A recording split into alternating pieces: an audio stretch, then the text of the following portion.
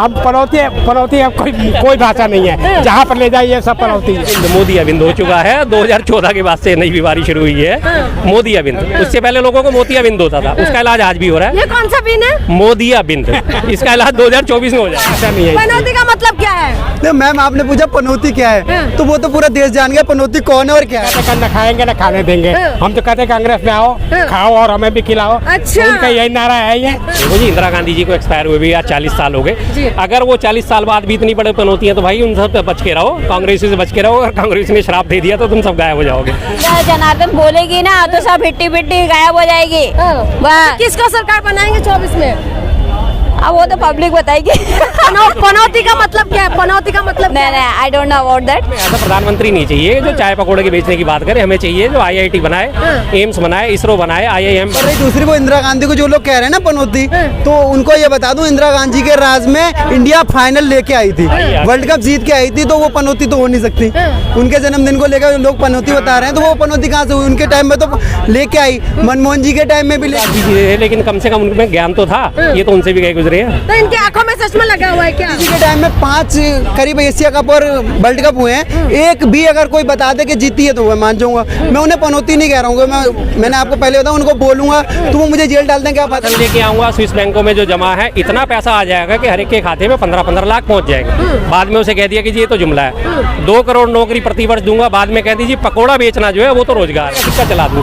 तो वही सोच मोदी जी की है, चाय बेची है तो पकौड़े से आगे वो सोच ही नहीं पाते। अरे भाई इससे आगे भी सोच लो यार, देश को बहुत जरूरत है। अंधभक्त वो है जी जो देखने के बावजूद, सब कुछ देखने के बावजूद भी यकीन नहीं करते, जानना नहीं चाहते, हकीकत नहीं एक्सेप्ट करना चाहते कि देश में चल क्या रहा है। उन्हें कुछ भी बताओ वो कहेंगे ना ऐसा हो ही नहीं सकता, नहीं ऐसा हो ही नहीं सकता। एक बार बोलो फेंकू, वो कहते हमारे मोदी जी को गाली क्यों दी। भक्तों को बोलो जुमलेबाज, वो कहते हैं हमारे मोदी जी को गाली क्यों दी। भक्तों को बोलो रण छोड़, वो कहते हैं हमारे मोदी जी को गाली क्यों दी। उन्हीं गालियों को इकट्ठा करके मोदी जी कहते हैं मुझे 2 किलो 4 किलो 5 किलो गाली मिल गई। पनौती क्या है? अरे पनौती खुद वो अपने शब्दों, उनकी भाषा ही पनौती है। क्या है ये पनौती है? राहुल गांधी को भी उन्होंने उड़ता हुआ तीर ना ले लिया। अरे नहीं, बहुत सारी राक्षसियां मिली थी उन्हें, त्रिजटा वगैरह ही। बिल्कुल ये ऑथेंटिक है माइथोलॉजिकल के हिसाब से। पनौती का जो आज से लोग जानना चाहते हैं, पनवती से बिगड़ते बिगड़ते नाम पनौती पहुंचा, तो उसको हमेशा से मनुष्य मान लिया गया क्योंकि सबसे पहले एंट्री वही थी गेट पे। तो हनुमान जी उसको हरा के फिर भी अंदर कर गए, तो रावण ने उसको लात मार के बाहर निकाल दिया कि ये तो मेरे लिए पनवती तो बेकार है, ये रोक नहीं पाई। तो वहां से वो पनौती शब्द शुरू हुआ और आज की डेट में पनौती का मतलब मनुष्य। नमस्कार, मैं जॉन मैसी।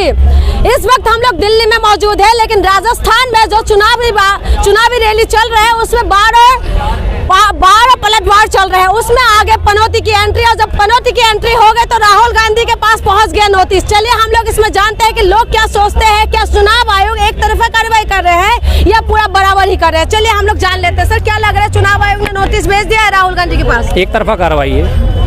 राहुल गांधी का बयान जिसने भी सुना उसमें कहीं भी उन्होंने मोदी जी का नाम लिया है?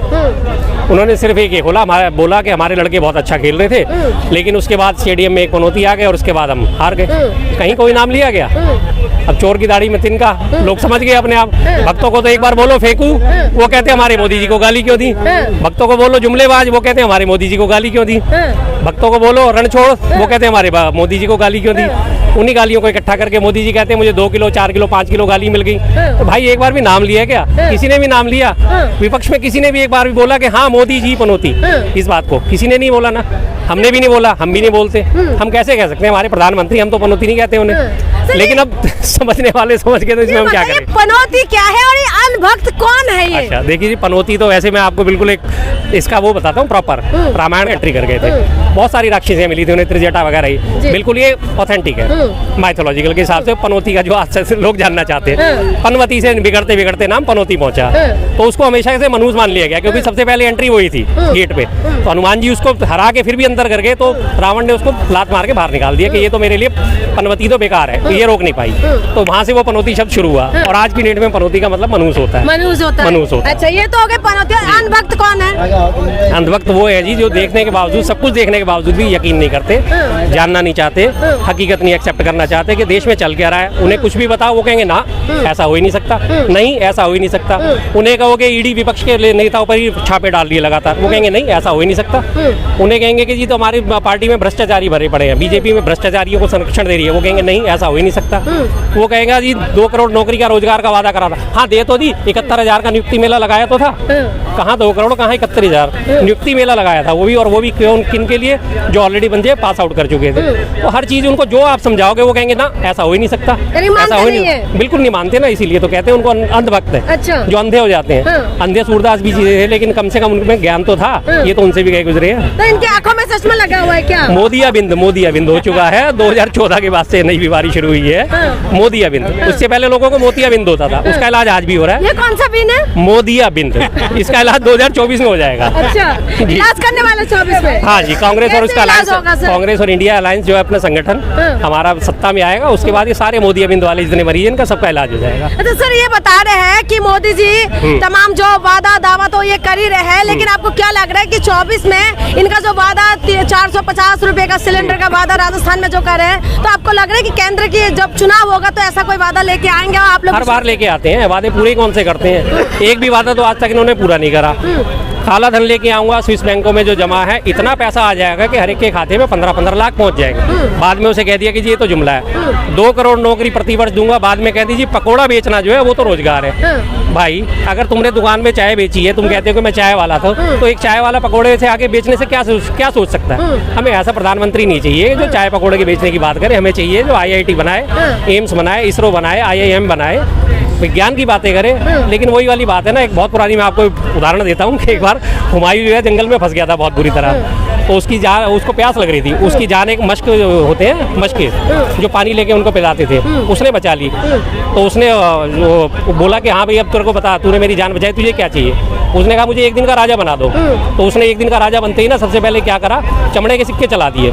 तो मश्क था ना, मश्क वाला, तो उसकी सोच इतनी थी कि वो चमड़े का जो थैला लेके जिसमें पानी भर के घूमता था, तो उसकी सोच इतनी थी कि मैं चमड़े का सिक्का चला दूं। तो वही सोच मोदी जी की है। चाय बेची है तो पकौड़े से आगे वो सोच ही नहीं पाते। अरे भाई इससे आगे भी सोच लो यार, देश को बहुत जरूरत है। राहु केतु क्या है? राहु केतु का भी एंट्री हो गया है। राहु केतु कुछ भी नहीं है, वो एंट्री वो करा रहे हैं। राहु केतु कुछ नहीं है। राहुल और क्या केतु? राहु किसको राहु केतु कहा जा रहा है? वही तो मैं कह रहा हूँ, अमित शाह कह रहे हैं ना रैली में। तो अमित शाह तो कहते रहेंगे, उनके कहने से कुछ नहीं होता। अमित शाह जी से ये पूछो कि आपके जो नेता हैं उनको किसी ने बोला राहुल जी के बारे में वो बार बार बात कर रहे हैं, राहुल जी को चिढ़ के नोटिस भी भेज दिया, क्या उन्होंने बोला था मोदी जी का नाम लिया था पनौती के नाम पे? मोदी जी आए, एंट्री करी, चलो एक मान लेते हैं लोगों के दिमाग में यही चीज़ जा रही है, हालांकि ये लोगों के दिमाग में थी नहीं, इसमें बीजेपी का खुद का कसूर है। जैसे ही उन्होंने बोला कि पनौती आ गए, उन्होंने सारे भक्त बिलबिला उठे, उधर से जो क्या नाम है उनका, राजनाथ सिंह है और वो सारे रविशंकर प्रसाद है इनके, उन्होंने बयान देने शुरू कर दिए, सबने बयान देने। देखो जी, इंदिरा गांधी जी को एक्सपायर हुए भी आज 40 साल हो गए, अगर वो 40 साल बाद भी इतनी बड़े पनौती है तो भाई उन सब पे बच के रहो, कांग्रेस से बच के रहो। अगर कांग्रेस ने श्राप दे दिया तो तुम सब गायब हो जाओगे। कुल मिला के हम ये समझे कि अब 2024 में सरकार बदलने वाली? बिल्कुल बदल गई जी, बदलने वाली नहीं है, बदल गई। अभी 4 तारीख को आप इसका सेमीफाइनल का रिजल्ट देख लेना। 3 की रात तक रिजल्ट आ जाएंगे। 3 को मैं यहाँ नहीं मिलूंगा, 4 को मैंने आपसे पहले भी कहा था यहीं मिलूंगा मैं आपको। हाँ जी बिल्कुल बिल्कुल बिल्कुल। 3 तारीख का रिजल्ट से पता चलेगा 24 में क्या? बिल्कुल बिल्कुल साफ है, क्लियर है जी। 5 राज्यों में सेमीफाइनल क्लियर है, उसके बाद 24 में ये बिल्कुल तो ये तो कह रहे हैं कि कोने कोने के सफाई हो जाएंगे कांग्रेस की कोने कोने में से सफाई होगी, वो सेंटर में आ जाएगी। जहाँ कोने में कांग्रेसी बिखरे पड़े हैं, उस कोने में देश के कोने कोने बिखर के अब वो सेंटर में बैठेंगे। वो आधी बात बोलते हैं ना, उन्हें पूरी बात नहीं बोल सकते। अगर तमिलनाडु में कांग्रेसी है तो वो इकट्ठे होकर सेंटर में आएंगे, अगर गुजरात में कांग्रेसी है वो इकट्ठे होकर सेंटर में आएंगे। वो सब सही कह रहे हैं, वो कोने कोने से कांग्रेसियों को सफा करके इकट्ठा करके एक जगह सेंटर में बिठाने वाली है जनता। अच्छा, धन्यवाद सर, आपसे बात करें। सर आप बताइए, क्या इन्होंने तो बोल दिया है, आप किसको लाएंगे? हम तो लाएंगे, कांग्रेस को लाएंगे। सब एक ही साथ में है? बिल्कुल बिल्कुल बिल्कुल। हमने कांग्रेस की सरकार देखी है। ये तो कहते हैं न खाएंगे न खाने देंगे, हम तो कहते हैं कांग्रेस में आओ, खाओ और हमें भी खिलाओ। अच्छा, उनका यही नारा है। ये पनौती क्या है? अरे पनौती खुद वो अपने शब्द, उनकी भाषा ही पनौती है। क्या है ये पनौती है?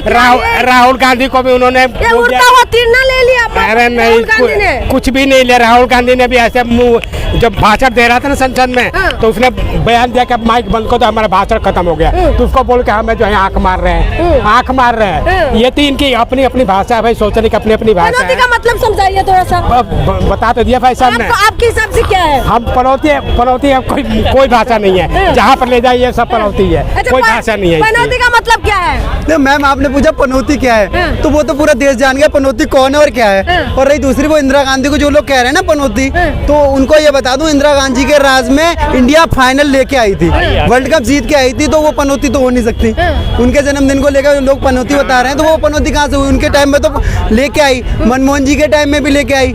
और देखिएगा मोदी जी के टाइम में 5 करीब एशिया कप और वर्ल्ड कप हुए हैं, एक भी अगर कोई बता दे कि जीती है तो मैं मान जाऊंगा। मैं उन्हें पनौती नहीं कह रहा हूँ, मैंने आपको पहले बताया, उनको बोलूंगा तो वो मुझे जेल डाल दें, क्या फायदा। मैं उन्हें देखो गलत नहीं बोल रहा हूँ, लेकिन मैं सिर्फ सवाल पूछ रहा हूँ, एक बार अगर वर्ल्ड कप लाई हो। भारत देश में लोकतंत्र है, क्या कह रहे हैं? पब्लिक बोल सकती है भारत देश में लोकतंत्र है, वो ऐसे छोड़ते कैसे क्या फांसी है? पे चढ़ा देंगे? वो कहाँ कौन छोड़ते हैं? चढ़ा रहे हैं? जब जनता जनार्दन बोलेगी ना तो सब हिट्टी पिट्टी गायब हो जाएगी।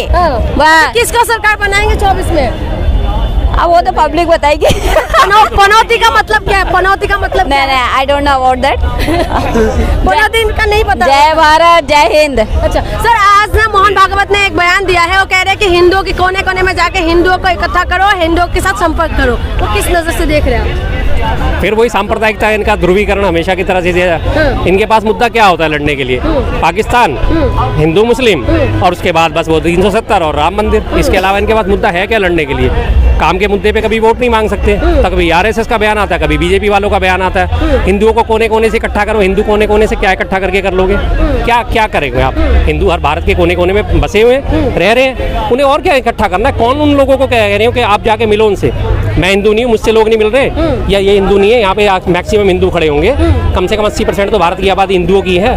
क्या इकट्ठा करना चाहते हो? किस लिए इकट्ठा करना चाहते हो हिंदुओं को? वहाँ से 22 तारीख को तो राम मंदिर खुलने वाले हैं, है ना? उसके बाद क्या ये पेश जाके हिंदू मुसलमान में फंसेंगे क्या? बिल्कुल कर रहे हैं, रोड मैप इन्होंने अपना तैयार कर लिया है। अभी ये मोदी जी ने जो यात्रा करी है वहाँ पे बांके बिहारी मंदिर की, इन्होंने साफ संदेश दिया है ना कि अब राम मंदिर के बाद अब कृष्ण जन्मभूमि की बारी है। अब ये उस मुद्दे को करवाएंगे। ज्ञानवापी का जो मुद्दा है वो ऑलरेडी चल ही रहा है कोर्ट में, वहाँ से उसे इनके पूरी उम्मीद लगती है कि हमें बेनिफिट मिलेगा। जो ज्ञानवापी मस्जिद है उसको हटाने के लिए 24 में क्या मुद्दा उभर के आएंगे? यही आएंगे, नहीं ज्ञानवापी आएगा और अभी एक कृष्ण जन्मभूमि आएगा। लेकिन जनता के लिए कौन सा मुद्दा है? जनता के लिए रोजगार है, महंगाई है, धार्मिक सद्भावना है, युवाओं के लिए रोजगार की जरूरत है, हर चीज की जरूरत है। ठीक है, जनता के लिए मुद्दे तो वही है। ठीक है, धन्यवाद।